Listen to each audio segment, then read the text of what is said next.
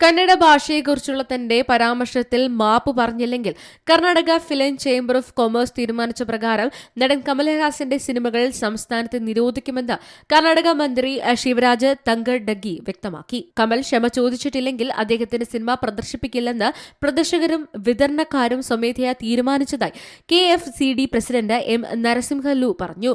സ്വന്തം മാതൃഭാഷയെ മഹത്വപ്പെടുത്തുവാനുള്ള ശ്രമത്തിൽ നടൻ കമൽഹാസൻ കന്നഡയെ അനാദരിച്ചു എന്ന് കർണാടക BJP പ്രസിഡന്റ് BY വിജയേന്ദ്ര പറഞ്ഞത്.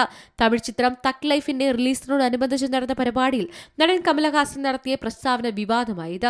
കന്നഡ ഭാഷ തമിഴിൽ നിന്നാണ് ജനിച്ചത് എന്ന് കമലിന്റെ എന്റെ ജീവിതവും എന്റെ കുടുംബവും തമിഴ് ഭാഷയാണ് എന്നർത്ഥം വരുന്ന ഉയരെ ഉറവേ തമിഴേ എന്ന വാചകത്തോടെയാണ് പരിപാടിയിൽ കമൽഹാസൻ തന്റെ പ്രസംഗം ആരംഭിച്ചത്.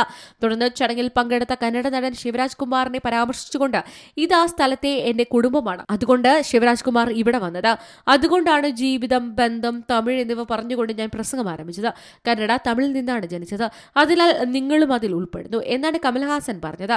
ഇതിനെതിരെ കർണാടകയിൽ വ്യാപക വിമർശനമാണ് ഉയരുന്നത്. National desk C Malayalam news.